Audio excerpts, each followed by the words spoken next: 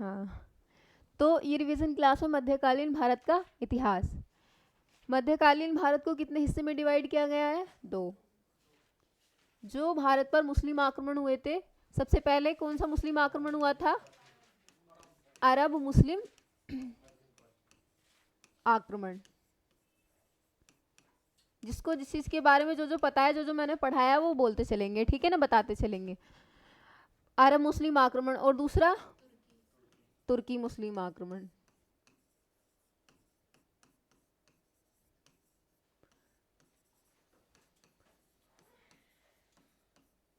जो first Muslim आक्रमण हुआ था, पहला मुस्लिम आक्रमण हुआ था, वो किसके द्वारा हुआ था? मैंने नाम नहीं पूछा शासक का कि किसके द्वारा, मैंने पूछा कि किसने किया था, कहाँ के लोगों ने किया था। अरब के लोगों ने किया था पहला मुस्लिम आक्रमण। और दूसरा मुस्लिम आक्रमण कहाँ के लोगों ने किया था? तुर्की के लोगों ने किया था। तो अरब मुस्लिम आक्रमण में किसने किया था सबसे पहले आक्रमण भारत पर? 712 ईस्वी में किसने किया था? मोहम्मद बिन कासिम।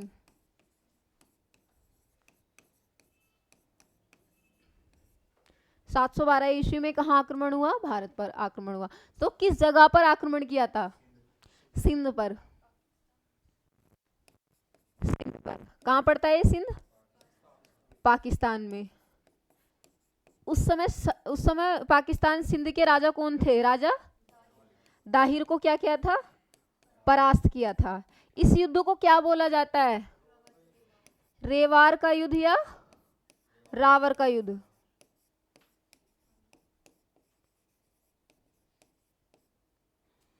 सात सौ 12 ईस्वी में इसने क्या किया? सिंध पर आक्रमण किया। उसके बाद मैंने आपको बताया था जस्ट एक साल बाद 713 ईस्वी में कहाँ आक्रमण किया? मुल्तान पर। इसे आगे चलते। 713 ईस्वी में कहाँ आक्रमण किया? मुल्तान पर। यहाँ से उसे बहुत अधिक सोना मिला था, इसीलिए मोहम्मद बिन कासिम ने जो नाम रखा मुल्तान का, क्या रख दिया? स्वर्ण नगरी।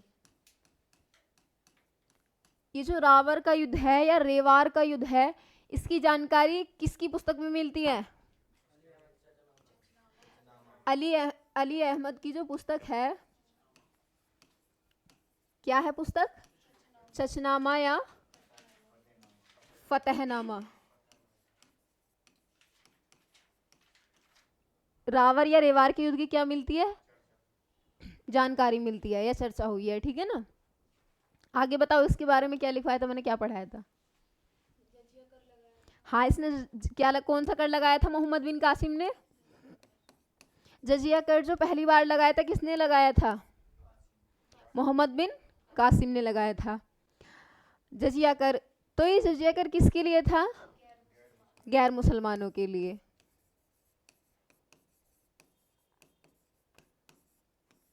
और ज़कात कर, ये क्वेश्चन जो मैंने आपको उस दिन बताए थे, चार तरह से बताए थे जजिया करके, वो सारे ही क्वेश्चन आए हुए हैं। ये सीधा पूछा गया है कि ऐसा कौन सा शासक है जिसने ब्राह्मणों से भी जजिया कर वसूला? तो उसका आंसर क्या था? फिरोज शाह तुगलक। ज़कात कर किसके लिए था? मुसलमानों के लिए। ये कंपलसरी नहीं था। अगर किसी की आय बहुत अच्छी है तो आप क्या है, ज़कात कर दे सकते हैं, बाकी कंपलसरी नहीं। लेकिन जो जजिया कर है वो क्या है? कंपलसरी है, देना ही पड़ता है। अब बात करते हैं जजिया कर की। जजिया कर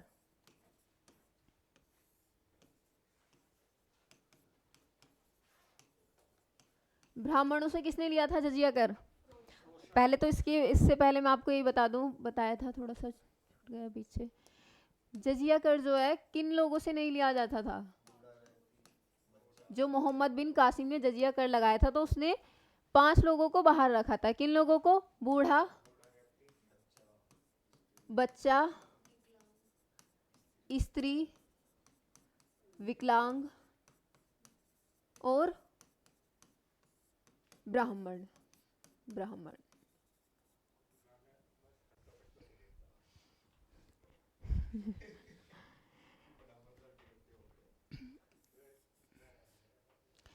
ऐसा एकमात्र शासक जिसने ब्राह्मणों से भी कर वसूला कौन था?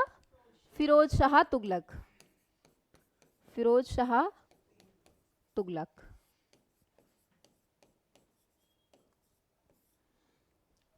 इसकी समाप्ति अकबर ने की थी। कौन से सन में की थी? 1564 ईस्वी में। किसने की थी? अकबर ने। पर ये पूरी तरह से समाप्त नहीं कर पाया था, क्योंकि जो औरंगजेब था, औरंगजेब ने क्या किया था? दोबारा कर लगा दिया था। कौन सा कर? जजिया कर। तो अकबर ने इसकी समाप्ति की थी, लेकिन क्वेश्चन आता है कि जजिया कर की पूर्ण रूप से समाप्ति किसने की थी? मोहम्मद शाह ने की थी, जिसे कहा जाता है रंगीला बादशाह। ठीक है ना? तो अकबर ने 1564 ईस्वी में क्या किया? जजिया कर जो है समाप्त कर दिया, है ना? और उसके बाद जो है पूर्ण रूप से किसने समाप्त किया? मोहम्मद शाह, जिसे क्या कहा जाता है? रंगीला बादशाह कहा जाता है।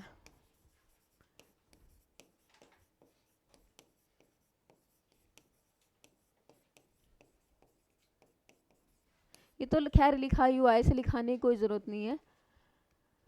इसके आगे बताओ फिर क्या हुआ था? हाँ, औरंगजेब था एक, जिसने जो अंग्रेज थे उनसे भी क्या करा था? जजिया कर वसूला था।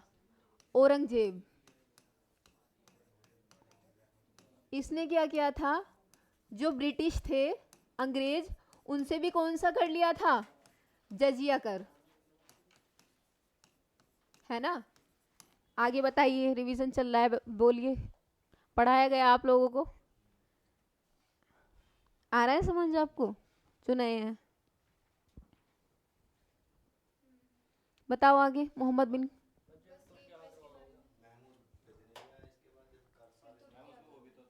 बताओ। हाँ वो भी है। मैंने आप लोगों को ये बताया था, जैसे भी कुछ लोग आते हैं, जैसे अरेबिक आए, अरेबियन आए, तो उनसे कुछ चीज़ें हमने सीखी होंगी और उन्होंने कुछ चीज़ें हमसे सीखी होंगी। तो जैसे संस्कृति का आदान प्रदान हो जाता है, भाई उनके यहाँ की संस्कृति क्या है। जैसे बहुत सी बार हमारे यहाँ के राज्य होते हैं, अलग अलग तरह के साड़ी पहनते हैं, कपड़े पहनावे होते हैं, ठीक है ना?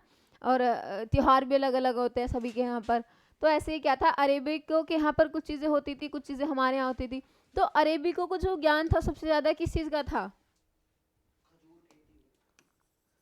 अरब के लोगों को किस चीज़ का ज्ञान था? एक तो मानसून का ज्ञान था, और एक उनकी मानचित्र कला, मानचित्र कला। तो ये चीज़ें हमने, इन चीज़ों का ज्ञान किससे लिया? अरब से लिया। किसने? भारत ने लिया। और जो खजूर की खेती है, खजूर की खेती और ऊंट पालन की जो प्रथा स्टार्ट हुई है, वो कहाँ से हुई है? भारत के अंदर अरबों के द्वारा हुई है, यानी अरबों से प्रेरणा मिली है किस चीज़ की? खजूर की खेती की और ऊंट पालन प्रथा, है ना? तो क्या सिर्फ हमने ही सीखा है इनसे? इन्होंने हमसे कुछ नहीं सीखा? क्या क्या सीखा है बताओ? अच्छा, मैंने क्या मानसूनी तो लिखा है? ओशनोलॉजी, मानसूनी तो लिखा है। बताओ, जो अरब थे उन्होंने हमसे क्या सीखा? एक चीज, इससे भी पहला जो मैंने आपको एक चीज़ वैसे बताई नहीं थी, वैसे ये कुछ इतनी खास इंपॉर्टेंट है आप लोगों के लिए, क्योंकि एग्जाम के लिए थोड़ा सा देखना पड़ता है कि कितना सिलेबस पढ़ाना है। ये है, इससे भी पहला, तो इसके बाद ही ले लेना स्क्रीनशॉट।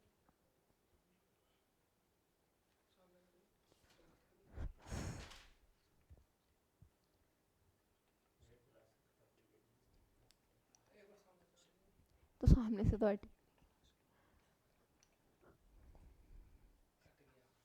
हो गया।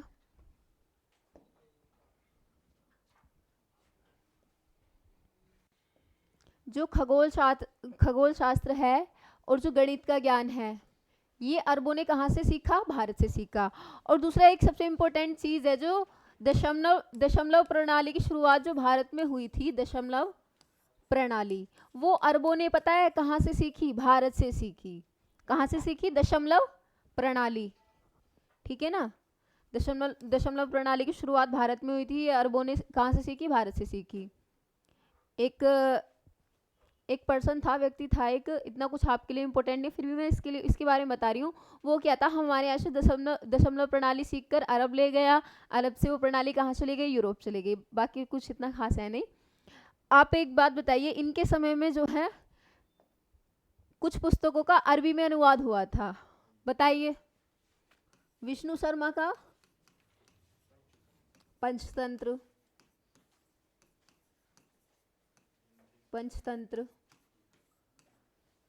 आर्यभट्ट का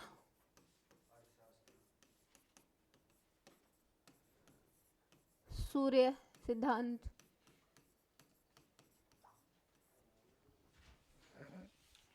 और सुश्रुत संहिता सुश्रुत द्वारा लिखी गई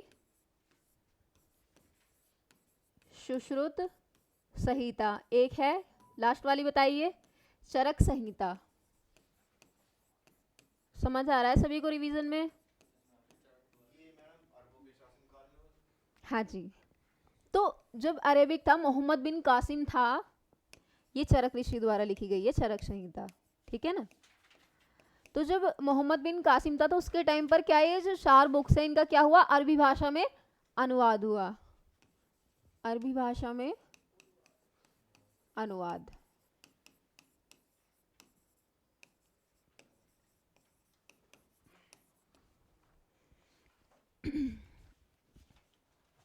हाँ जी, हाँ, तो ये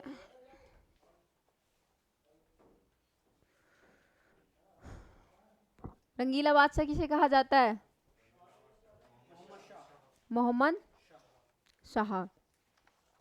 आगे चलते हैं। इसके बाद क्या, इसके बाद कौन? स्क्रीनशॉट लेना है। एक काम कीजिए, बाद में ये पेज कहीं नहीं जा रहे, उसके बाद आप में ये स्क्रीनशॉट एक साथ ले लेना सभी के, तो आप खुद ही ले लेना यहाँ से स्क्रीनशॉट। पहले रिवीजन क्लास पूरी होने दो, ठीक है ना। इसके बाद कौन आया था? फिर इसके बाद कौन से आक्रमण हुए? तुर्की मुस्लिम आक्रमण। कौन सा आक्रमण हुआ?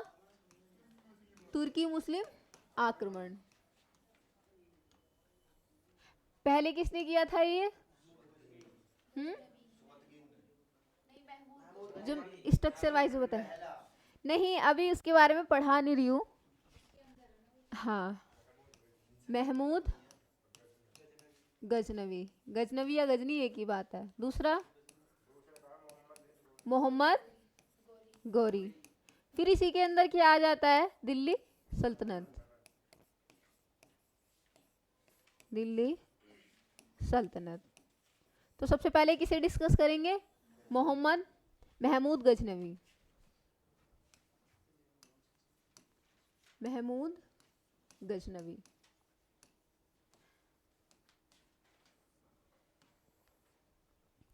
बहुत से लोगों को ये नहीं पता चल पाता कि ये जो महमूद गजनवी है ये भारत में आया कहाँ से था, ये नहीं पता चल पाता। तो मैंने आप लोगों को पहले ही बताया था, तो इसके बारे में बताइए। अफगानिस्तान।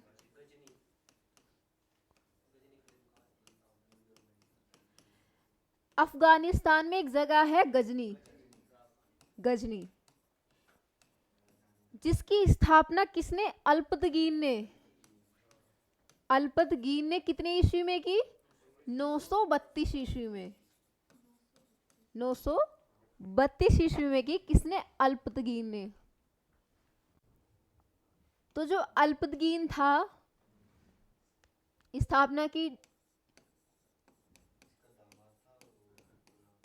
सुप्तगीन जो था किसका? अल्पतगीन का क्या था? गुलाम भी था और क्या था? दामाद। दोनों था, गुलाम और दामाद। नहीं क्या?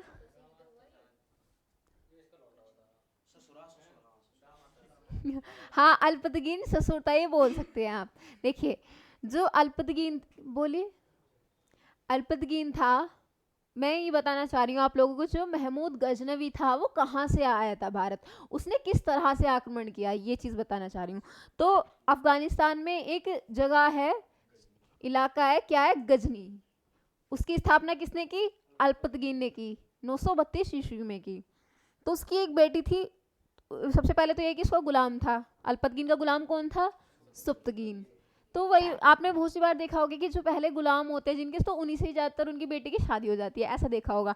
क्योंकि वही देखो, जब गुलाम है, आपने एक मूवी देखी होगी, बहुत फेमस मूवी है बाहुबली, उसमें कटप्पा गुलाम होता है।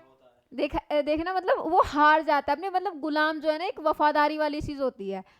तो जो कटप्पा था, उसने देखो बाहुबली को ही मार दिया, जो कि अपने प्राणों से भी ज्यादा उसे चाहता था, जब भी मार दिया। तो वो एक वफादारी वाली, तो इसीलिए ये सोचते थे राजा महाराजा जो इनके गुलाम होते थे, ये वफादार होते थे, अपनी बेटी की शादी जो है इनसे करा देते थे ज्यादातर। मतलब कुछ में ऐसा नहीं है कि सभी में, कुछ में ऐसा है।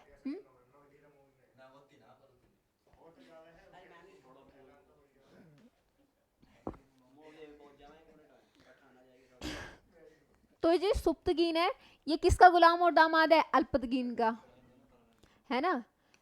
उसके बाद जो है 986 ईस्वी में जो है सुप्तगीन ने कहाँ आक्रमण किया? भारत के पेशावर। पेशावर पर क्या किया? आक्रमण किसने किया? सुप्तगीन ने। उस टाइम जो राजा था, जब सुप्तगीन ने जो है आक्रमण किया भारत पर, उस समय राजा कौन था? जयपाल। राजा जयपाल को हराकर क्या है, पेशावर जीत लिया। किसने? सुप्तगीन ने। तो जो सुप्तगीन का बेटा था, वो था महमूद गजनवी। अब आपको समझ आया कहां से आया? तो 998 ईस्वी में क्या है, महमूद गजनवी कहां बैठा? गद्दी पर।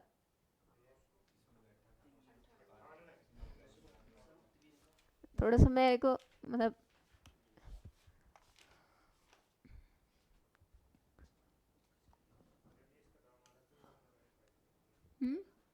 बताओ। 998 ईस्वी, 986 ईस्वी में हुआ था, ठीक है ना। 986 ईस्वी में जो है सुप्तगीन ने कहा आक्रमण किया? भारत के, माइक तो नहीं है, नहीं, 986 ईस्वी में सुप्तगीन ने क्या क्या किया? भारत का जो पेशावर क्षेत्र है, पेशावर कहाँ पड़ता है? ये पाकिस्तान में पड़ता है। वहां क्या किया था? आक्रमण किया था, ठीक है ना। 998 ईस्वी पर गद्दी पर कौन बैठा? महमूद गजनवी। किसका पुत्र था ये? पुत्र किसका था? सुप्तगीन का। सुप्तगीन, ठीक है। बताइए इसके बारे में, और पढ़ाया हुआ था आप लोगों को, बोल नहीं। 17 बार आक्रमण किए। हाँ, इसका जो उद्देश्य क्या था भारत पर आक्रमण करने का? धन लूटना, और क्या करना? साम्राज्य का विस्तार करना। अब वहाँ पे एक बात बताइए, सबसे मेन कारण पता क्या था इनका? इनका जो साम्राज्य है, मतलब उसका विस्तार करना था। इनका साम्राज्य का क्या करना था? विस्तार करना था। विस्तार करने के लिए आप एक बात बताइए, ये नहीं है कि साम्राज्य तो विस्तार हो रहा है, ना तो वहाँ कोई आर्मी है, जैसे ये किसी के राज्य पर या किसी के क्षेत्र पर आक्रमण करता है, ऐसे कोई इसके क्षेत्र पर भी तो आक्रमण करेगा। तो जैसे जैसे राज्यों को, क्षेत्रों को जीतना, तो उसके लिए आर्मी की आवश्यकता होती है, हर चीज़ की, ठीक है ना। तो सैन्य बल की आवश्यकता होती है। तो क्या है, इसे धन चाहिए था। तो उस समय क्या था? भारत सोने की चिड़िया था, भारत में सबसे ज्यादा धन था, तो इसीलिए भारत पर ज्यादातर आक्रमण हुए, ठीक है ना। आगे और बताइए इसके बारे में।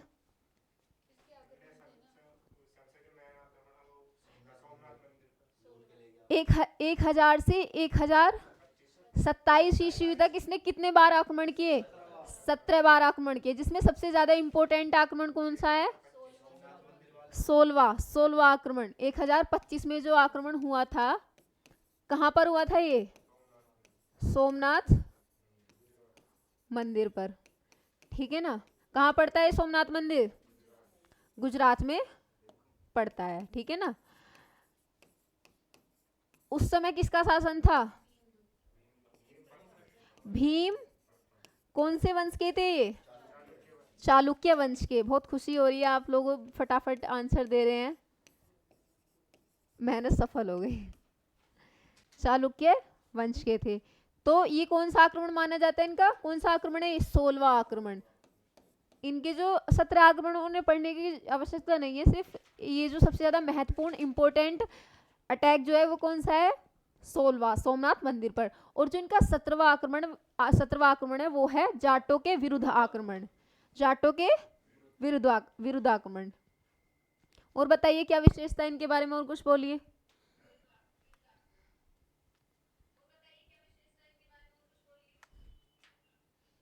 बोलो।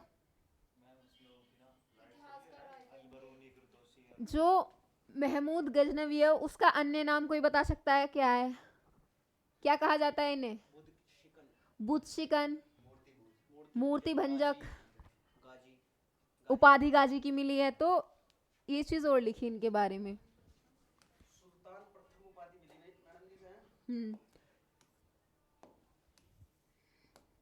जो महमूद गजनवी हैं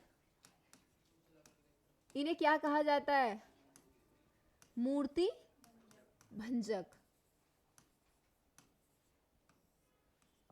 उर्दू में बुत शिकन। ठीक है ना, बुत शिकन। बगदाद के खलीफा से इन्हें क्या क्या उपाधि मिली थी? यामीन उद दौला, यामीन उल मिल्ला। हाँ जी, ये इनकी उपाधि है। कहाँ से मिली थी? बगदाद के खलीफा से। बगदाद कहाँ पड़ता है? इराक में। ठीक है ना, बगदाद कहाँ पड़ता है? ये उपाधि मिली थी इन्हें बगदाद के खलीफा से, और बगदाद पड़ता है इराक में।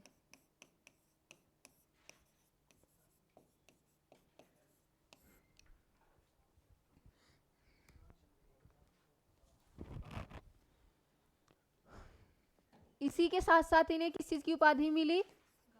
सुल्तान प्रथम की उपाधि मिली। सुल्तान प्रथम की उपाधि मिली।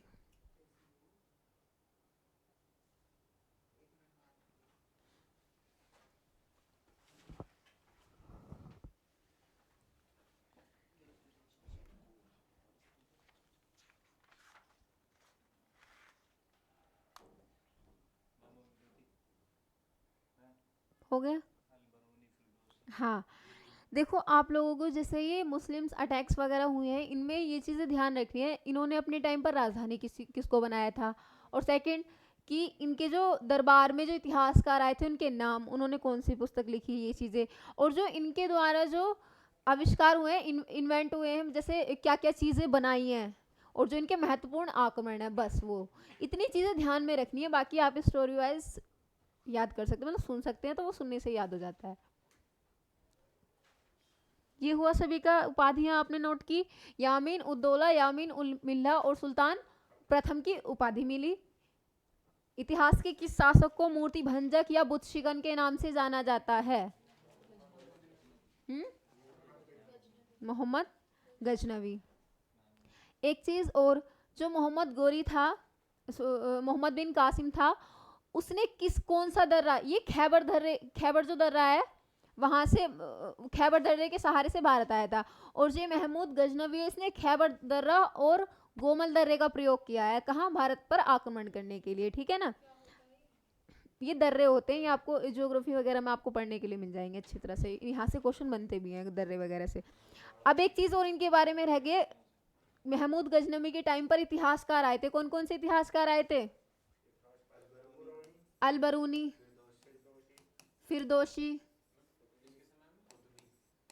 फिरदौसी और उतवी। महमूद गजनवी, जाहिर सी बात है अगर टॉपिक चल रहा है महमूद गजनवी तो इसी के शासनकाल में आए होंगे, है नहीं? समझ आ रहा है? उतवी। कौन कौन सी पुस्तक लिखी अल बरूनी ने, जिसे क्या क्या कहा जाता है अन्य नाम इसका? तहकीक-ए-हिंद। फिरदौसी ने कौन सी लिखी? उत्बी ने यामिनी। अच्छा लग रहा है वो, इसके आगे मतलब जवाब दे रहे हो ना, बस कल टेस्ट है तो उसी में भी नंबर आपके अच्छे ही आने चाहिए। आगे चलिए, आगे कौन आता है अब? मोहम्मद गौरी। मोहम्मद गौरी, मोहम्मद गौरी, इसके बारे में बताइए आप जो जानते हैं। हम्म,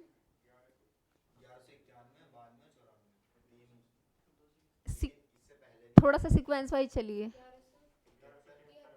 हम्म, गुड, बिल्कुल। 1173 में कहाँ का? गौर कहाँ पड़ता है ये? अफगानिस्तान में।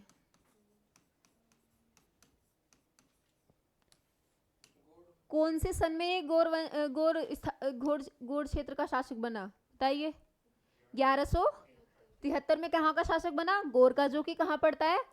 अफगानिस्तान में पड़ता है, ठीक है ना। और 1175 में ही जस्ट इसने 2 जगह आक्रमण किया, मुल्तान और सिंध पर। मुल्तान और सिंध पर क्या किया? आक्रमण। मोहम्मद गौरी की जो एंट्री हुई है भारत में, कैसे हुई है? मुल्तान और सिंध पर आक्रमण करने की वजह से। ये नोट कीजिए इस चीज को फटाफट से।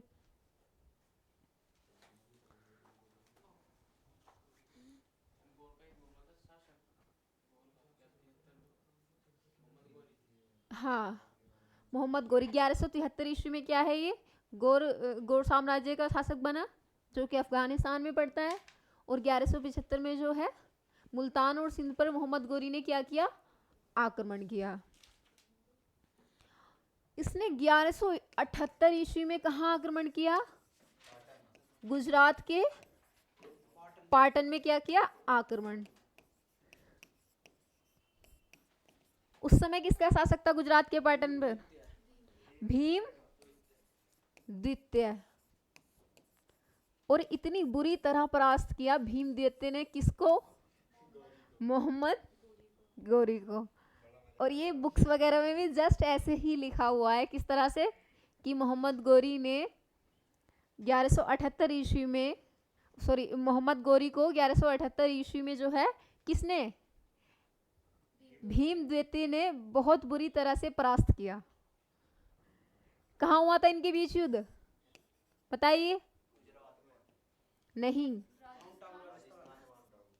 जो मोहम्मद गौरी था उसने आक्रमण किया था कहाँ? गुजरात के पाटन पर। तो उस समय किसका शासन था? भीम द्वितीय का शासन था। तो माउंट आबू पहाड़ी है, कौन सी? माउंट आबू पहाड़ी पर हुआ था। कहाँ पड़ती है ये? राजस्थान। राजस्थान, माउंट आबू कहाँ है? राजस्थान में है ना। आगे चलिए और बताइए इसके बारे में। हाँ, इसके तराइन के युद्ध जो है फेमस है, वो पूछे जाते हैं, आते हैं एग्जाम्स में, ठीक है ना। नोट हो गया आप लोगों का? वैसे तो नोट करने की जरूरत नहीं है जो है। अच्छा, आपने शुरू से ही नोट करते हुए चल रहे हैं क्या? ये जो रिवाइज हो रहा है कर लिया तो अच्छी बात, अब भी कर लीजिए, नहीं करा तो फिर छोड़ दीजिए, क्योंकि स्क्रीनशॉट ले लेना बाद में सभी।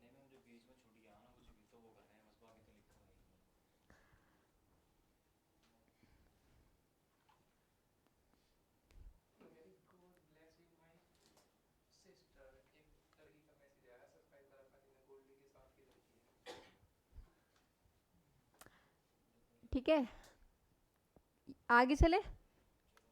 कौन से युद्ध फेमस है इनके? 1100 1100 1194। बताइए। पृथ्वीराज चौहान और मोहम्मद गौरी। वैसे पूरा मोहम्मद नाम लगाने की जरूरत नहीं है, गौरी लिख दो वही चल जाएगा। मोहम्मद गौरी। सेकंड किस किस के बीच में हुआ? इसमें 1191 में जो युद्ध हुआ ये कहाँ पर हुआ था? ये तराइन स्थान पर हुआ था, तो इसीलिए इसे बोला जाता है तराइन का प्रथम युद्ध। ये तराइन कहाँ पड़ता है? तराइन पड़ता है हरियाणा में, है ना। तराइन जो जगह है वो है हरियाणा में, हरियाणा। ठीक है। और 1192 में ही आक्रमण हुआ, इसमें किसकी जीत हुई? गोरी की। अब जो है पृथ्वीराज चौहान जो है उन्होंने किसे हरा दिया? गोरी को हरा दिया। गोरी को बहुत बुरा लगा। अच्छा, तो अगले साल ही क्या हुआ? अटैक 1191 में हुआ, फिर 1192 में गोरी। इसमें किसकी जीत हुई? गोरी की। किसके, इसमें हार किसकी हुई? पृथ्वीराज चौहान। इसे क्या बोला जाता है? इसे कौन सा युद्ध बोला जाता है? तराइन का द्वितीय युद्ध। ठीक है। 1194 में कौन सा युद्ध हुआ? चंदावर का युद्ध। किस किस के मध्य हुआ ये? गोरी और किसकी जीत हुई इसमें? गोरी की। जयचंद। इस युद्ध को क्या बोला जाता है? कहाँ पड़ता है ये?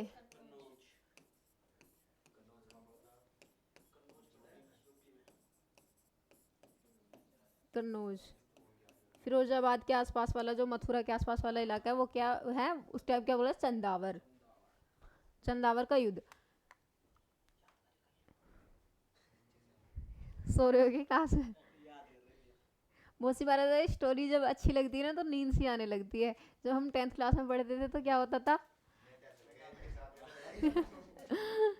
हाँ, वैसे ये पता है, जो हम चीजें पढ़ते हैं ना वो लंबे समय तक हमें कभी याद होती है। जैसे हम कुछ चीज पढ़ रहे हैं सामने, तो जो हमारा माइंड है ना, इसमें हमारी इमेज बनती रहती है कि हाँ ऐसे हुआ होगा, उस जगह पर हुआ होगा, ऐसे युद्ध हुआ होगा। कि मान लिया कि अगर हमारे, अब बोल दिया हमने हल्दी घाटे का, तो हल्दी क्या होती है? पीली। तो तुरंत हमारे मन में आ जाएगी कि शायद पीली पीली होगी वहां की धरती। इमेजिनेशन चलती रहती है ना साथ साथ। जिसके पास इमेजिनेशन है तो वो अच्छी तरह से क्या है, लंबे समय तक याद कर सकता है और उसको सभी चीजें याद रहती है, इमेजिनेशन से याद होता है। तो वो चीज करते चलो, ये नहीं कि पढ़ तो आंखें तो सामने है और दिमाग कहीं और, इमेजिनेशन कहीं और चल रही है। ठीक है ना? और बताइए इसके बारे में। हम्म? हाँ, इससे पहले मैंने आपको एक दो और बताए हैं। एक क्वेश्चन पूछा गया है, किस मुस्लिम शासक ने अपने समय के जो सिक्के हैं, उसके समय के जो सिक्के हैं उस पर लक्ष्मी माता की मूर्ति की आकृति वाले सिक्के चलाए हैं? देखो बख्तियार बख्तियार खिलजी का गौरी ने। वैसे आप लोगों को ये चीज नहीं पता। कभी पता है, हमारे सर भी, जो हम मैथ पढ़ा करते थे, तो हमारे सर बोला करते थे कि ये वाला क्वेश्चन है करके दिखाओ। तो हम लोग नॉर्मली लेते थे और सर बार बार एक ही बात बोला करते थे कि एक बात बताओ, अगर मैं कुछ चीज पूछ रहा हूँ तो इसके अंदर लॉजिक है। तो आप लोगों को ये नहीं समझ, हिस्ट्री पढ़ रहे थे इतने दिन से, कि मैं अगर हिस्ट्री पढ़ा रही हूँ, बात कर रही हूँ गोरी की, तो इसके लिए वो सिक्के चलाए होंगे। अच्छा, लक्ष्मी माता की जो है मूर्ति, लक्ष्मी माता की जो है मूर्ति की आकृति वाले सिक्के किसने चलाए? मोहम्मद गोरी ने चलाए। और क्या काम किया गोरी ने? लड़ाई बिड़ाई के अलावा और भी कुछ किया? हम्म?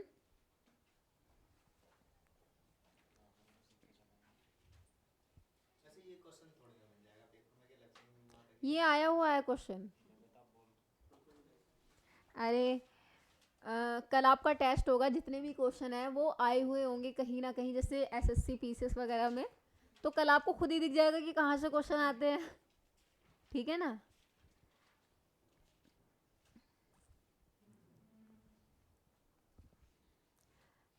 जो है मोहम्मद गोरी है, ये बहुत फेमस क्वेश्चन है। जो मोहम्मद गोरी का जो गुलाम था उसका क्या नाम था?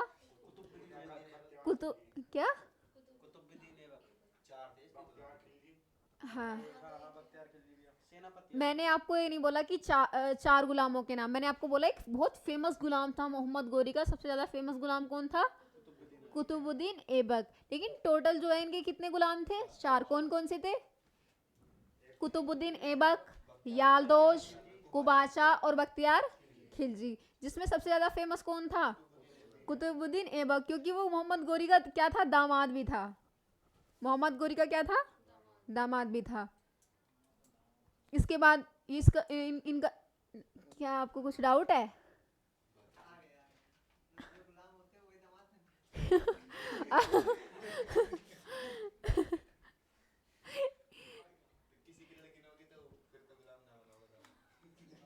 अच्छा एक बात बताइए, जो ये राजा महाराजा लोग जो होते हैं, इनके पास पैसा वगैरह तो इतना होता है, अब वो जाहिर सी बात है, राजनीति है ये थोड़ी सी, तो इसमें दुश्मनी वगैरह भी आपने देखा होगा कि खुद के बेटे ने क्या है, मार के शासन कर लिया, सेनापति ने मार दिया, जनरल ने मार दिया, ऐसा होता था।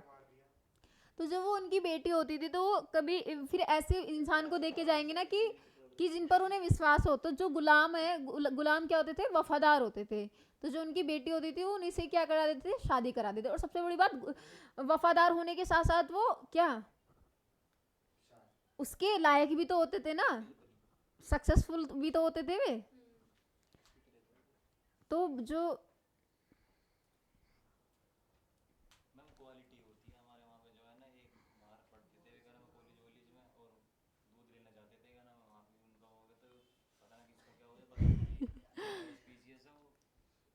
अच्छा वो अब पीछे से है। ये चीज़ ना है मैम, पता ना किसके अंदर क्या क्वालिटी। हाँ बिल्कुल सही बात है। मैंने आपको बख्तियार खिलजी के बारे में, बख्तियार खिलजी जो, तो मैंने आपको बख्तियार खिलजी के बारे में कुछ बताया, तो कोई बता सकता है? नालंदा विश्वविद्यालय और विक्रमशिला विश्वविद्यालय को क्या कर दिया, ध्वस्त कर दिया, किसने?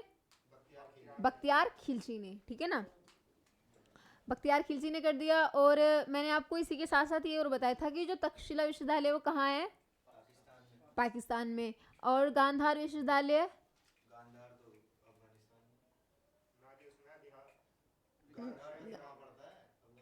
सॉरी गांधार नहीं, वो नहीं, नालंदा विश्वविद्यालय है। मैंने आपको 4 प्रमुख बताए थे, जिसमें तक्षशिला विश्वविद्यालय कहाँ पड़ता है, पाकिस्तान में पड़ता है। नालंदा विश्वविद्यालय कहाँ पड़ता है, बिहार में पड़ता है। विक्रमशिला विश्वविद्यालय कहाँ पड़ता है, ये भी बिहार में पड़ता है। और एक और है, वल्लभी विश्वविद्यालय कहाँ पड़ता है, ये गुजरात में पड़ता है, ठीक है ना। ये चलो, जो तक्षशिला विश्वविद्यालय है, तक्षशिला, ये सारी जितनी भी इम्पोर्टेंट चीज़ें ये सब आती हैं पेपर में।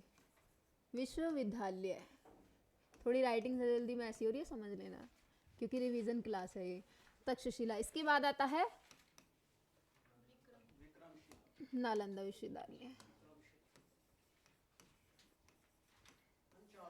नालंदा विश्वविद्यालय,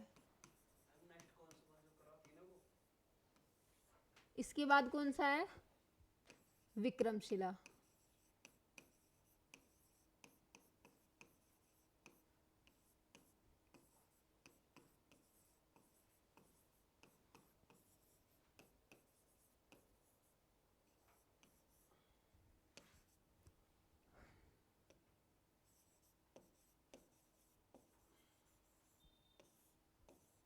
वल्लभी जो जगह है वो कहाँ पड़ती है, गुजरात में। तो जाहिर सी बात है, वल्लभी विश्वविद्यालय कहाँ होगा, गुजरात में, ठीक है ना।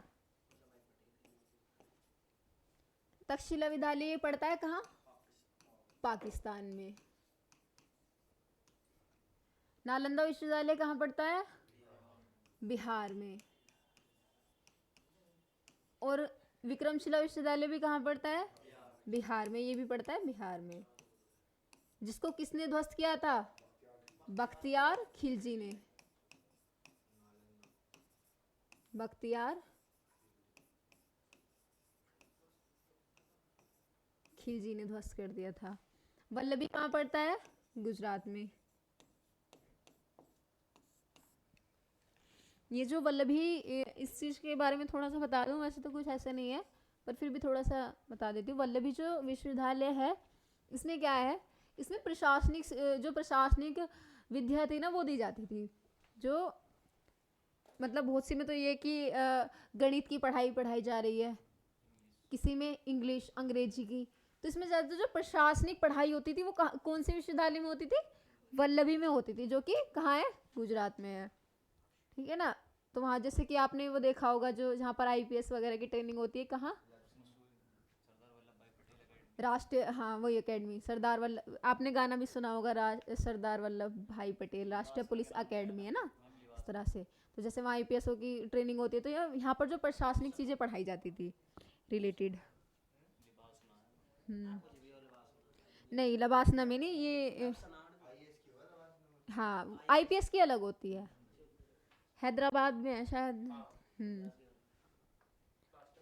हाँ तो आगे चलते हैं और बताइए इसके बारे में। हम्म, अब आता है क्या, दिल्ली सल्तनत। दिल्ली सल्तनत। दिल्ली सल्तनत पर टोटल कितने वंशों ने शासन जो कितने वंश है क्रम से, 5। मैंने आपको ट्रिक क्या बताई थी इसकी, गुलाब खिले सुगंध लो, ट्रिक।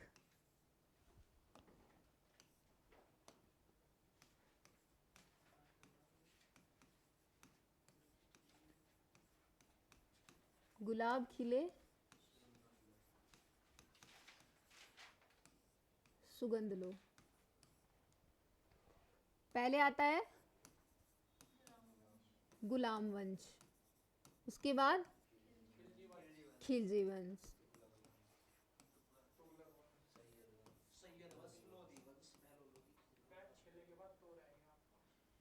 अच्छा गुलाब खिले तो सुगंध लो, अच्छा हाँ हाँ वो थोड़ा सा पास आ जाती है ना स्क्रीन इसलिए दिखता नहीं है।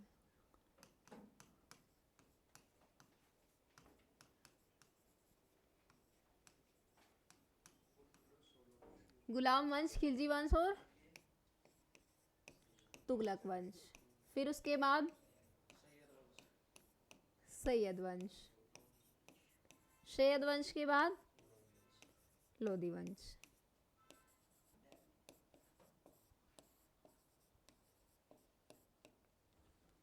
ये क्या है, क्रमानुसार क्या है, वंशज किसके, दिल्ली सल्तनत के। और इनके संस्थापक कौन है, मैंने आपको इसकी भी ट्रिक बताई थी। कौन है इनके संस्थापक, नाम बताइए। ऐबक जल गया, ऐबक जल गया खिजर, ये वाली ट्रिक है। तो गुलाम वंश के संस्थापक कौन है बताइए, कुतुबुद्दीन ऐबक। खिलजी वंश के जलालुद्दीन खिलजी। तुगलक वंश के गयासुद्दीन तुगलक। सैयद वंश के खिज्र खां। लोधी वंश के बहलोल लोधी। लोधी वंश का अंतिम संस्थापक कौन था, इब्राहिम लोधी। तो जो दिल्ली सल्तनत है इसका कार्यकाल कितना है, 1206 से 1526 ईस्वी। ये आपको लगातार ये याद होना चाहिए कि कौन से वंश का कितना कार्यकाल रहा। बाकी इससे कोई ये जो अटैक्स वाली डेट्स होती हैं ये आपके लिए इम्पोर्टेंट है, या फिर जो वंशज होते हैं क्रमानुसार इनकी जो डेट्स है वो आपको याद होनी चाहिए। तो इन 1526 लिखा है ये थोड़ा सा। गुलाम वंश का टाइम पीरियड क्या है बताइए, 1206 से 1290। खिलजी वंश का 1320। तुगलक वंश का 1414। सैयद वंश का 1414 से कितना 1451। और जो लोधी वंश है उसका 14 से 51 से 1526। ठीक है ना, हो गए सभी को क्लियर। अब आगे चलते हैं, अब कौन सा वंश पढ़ेंगे, गुलाम वंश। हेडिंग खैर आपको लिखा है वो तो है ही, देखिए अब बस आगे गुलाम वंश।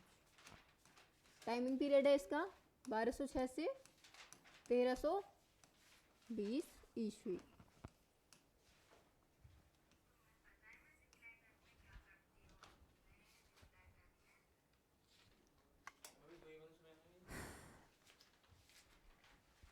गुलाम वंश, संस्थापक कौन है गुलाम वंश के,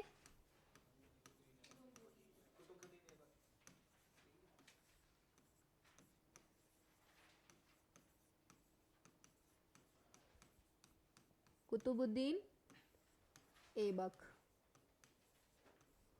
राजधानी क्या बनाई थी इन्होंने अपनी? बताइए। लाहौर। लाहौर। और बताइए इनके बारे में।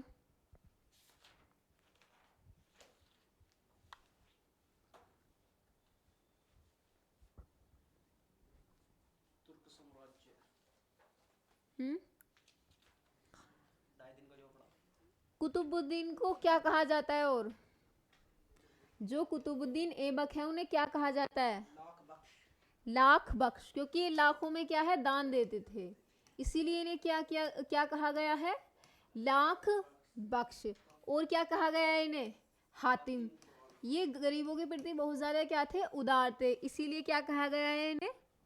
हातिम। जो कुतुबुद्दीन ऐबक है उन्होंने सुल्तान की उपाधि लेने से क्या कर दिया था? मना कर दिया था। तो जो इनकी उपाधि थी वो थी सिपाह सलार की उपाधि, जैसे यानी एक सिपाही के रूप में काम करना, वही इनके जैसे गुलाम है तो ये अपने आप को सोचे कि मैं ऐसे ही अपना ईमानदारी से अपना कार्य करूँ, तो इन्होंने क्या किया? सुल्तान की उपाधि नहीं धारण की। ठीक है ना। आगे और बताइए इनके बारे में।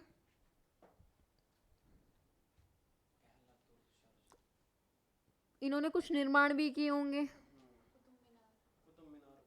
कुतुब मीनार का इससे पहले देखो इन्होंने किस किस चीज का निर्माण किया। एक तो क्या, जिसे बोला जाता है 2.5 दिन का, 2.5 दिन बोला जाता है उसे, बोलने के लिए 2.5 दिन भी बोल सकते हैं। 2.5 दिन का झोपड़ा। जब हम हिस्ट्री पढ़ते थे 8th क्लास में आता है चैप्टर कुतुबुद्दीन ऐबक वाला, जो सरकारी स्कूल होता है उसमें 8th क्लास में, तो हम बड़े हंसते थे कि 2.5 दिन का झोपड़ा क्या होता है। ये है मस्जिद। क्या है ये? 2.5 दिन का झोपड़ा जो है मस्जिद है। हाँ जी, इसीलिए इसका नाम क्या रखा गया? 2.5 दिन का झोपड़ा। ये है एक मस्जिद। इसका निर्माण किसने किया? कुतुबुद्दीन ऐबक ने। और क्या किया कुतुबुद्दीन ऐबक ने? कुब्बत उल इस्लाम मस्जिद किसने बनवाई? कुतुबुद्दीन ऐबक ने। और किसका निर्माण किया? कुतुब मीनार का। ऐसे नहीं है सारी कुतुब मीनार किसने बना दी? कुतुबुद्दीन ऐबक ने। ऐसा नहीं है, सिर्फ पहली जो मंजिल है उसका निर्माण, यानी कह सकते हैं कि कुतुब मीनार की नींव किसने रखी? कुतुबुद्दीन ऐबक ने। क्या कुतुब मीनार जो है उसका नाम कुतुबुद्दीन ऐबक के नाम पर है? नहीं, क्योंकि जो कुतुब मीनार है वो एक सूफी संत है, कुतुबुद्दीन बख्तियार काकी। हाँ, कुतुबुद्दीन बख्तियार काकी जो इनके गुरु हैं, उनके नाम पर किसका नाम रखा गया? कुतुब मीनार का नाम रखा गया। तो ये तीनों किसने बनवाई थी? कुतुबुद्दीन ऐबक ने। ये तीनों आपको पता होनी चाहिए। ये कहाँ है? तीनों चीज कहाँ है? ये दिल्ली में है। अब बात करते हैं, अब कुतुब मीनार पर चलते हैं, क्योंकि कुतुब मीनार से डीपली क्वेश्चन आते हैं, तो कुतुब मीनार पर चलते हैं। तो आपका टॉपिक है कुतुब मीनार। कुतुब मीनार आपको डायग्राम उस दिन दिखाया था कुतुब मीनार का, है ना?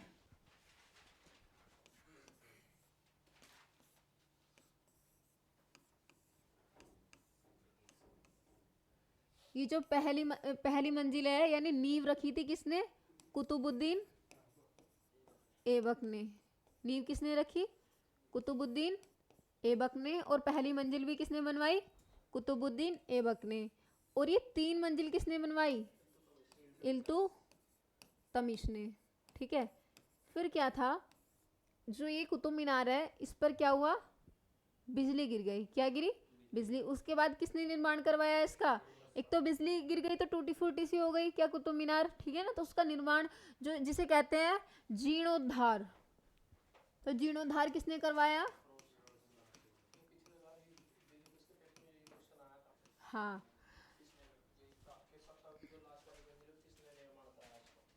जीर्णोद्धार किसने किया? और जो फिरोज शाह तुगलक है उन्होंने, फिरोज शाह तुगलक, जीर्णोद्धार का मतलब होता है पुनर्निर्माण। क्या होता है इसका मतलब? पुनर्निर्माण। ये आए हुए क्वेश्चन है सारे, पुनर्निर्माण। तो जो सबसे लास्ट वाली मंजिल है, ऊपर वाली 5वीं मंजिल, वो किसने बनवाई है? फिरोज शाह तुगलक ने बनवाई है। और इसका जीर्णोद्धार भी किसने करवाया? फिरोज शाह तुगलक ने करवाया। फिरोज शाह तुगलक के बाद फिर इस पर क्या हुआ, एक बार भूकंप आया, तो भूकंप के समय जो निर्माण, इसका जीर्णोद्धार दोबारा किसने करवाया? पहले तो जीर्णोद्धार किसने करवाया?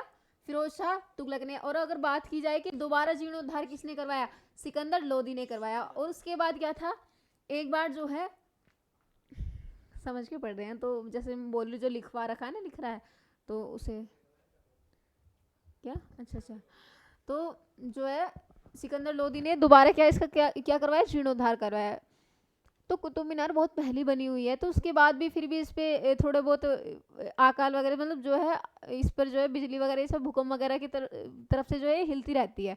तो ऐसे ही एक क्या थे, अंग्रेज थे, एक बिस्मिथ, उन्होंने लॉर्ड बिस्मिथ, कुछ ऐसी नाम है उनका, बिस्मिथ है। तो उन्होंने क्या उन्होंने भी इसमें मतलब योगदान दिया, इसके कुतुब मीनार के अंदर जो है इसका जीर्णोद्धार कराने में क्या दिया, अपना योगदान दिया। ठीक है, तो वैसे तो आपके लिए यही फेमस है सिकंदर लोदी तक, पर फिर भी आगे और कुछ बताइए इसके बारे में। आप लोगों को पता हो तो कुछ। कितनी सीढ़ियाँ थी इसमें? 300 नहीं, 370।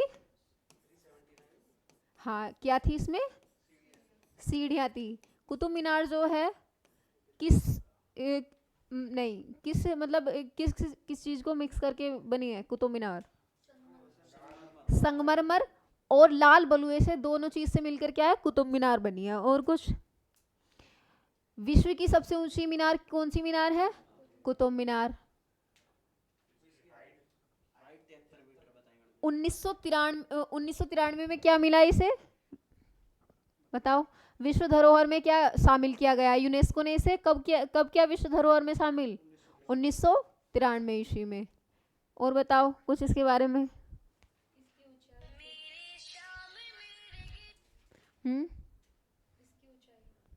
इसकी ऊंचाई कितनी है बताओ?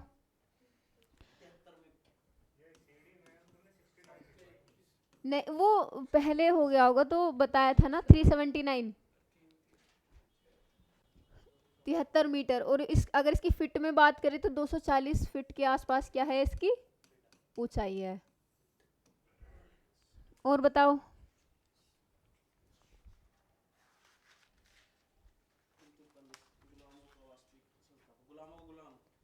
गुलामों का गुलाम किसे कहा जाता है? गुलामों का गुलाम किसे कहा जाता है? इल्तुतमिश। क्योंकि जो कुतुबुद्दीन ऐबक जो थे, कुतुबुद्दीन ऐबक, उनका गुलाम क्या कौन था? इल्तुतमिश क्या था उनका गुलाम। जो कुतुबुद्दीन ऐबक था वो मोहम्मद गोरी का गुलाम था, और कुतुबुद्दीन ऐबक मोहम्मद गोरी का गुलाम था, और कुतुबुद्दीन ऐबक का गुलाम कौन था? इल्तुतमिश। तो इसीलिए उसे क्या कहा जाता है? गुलामों का गुलाम। समझ आ रहा है आपको? यालदोज और कुबाच नहीं, वो आगे आएगा, ठीक है ना? तो ठीक है ना, तो कुतुब मीनार के बारे में बस आज यहीं तक ऑफ करते हैं।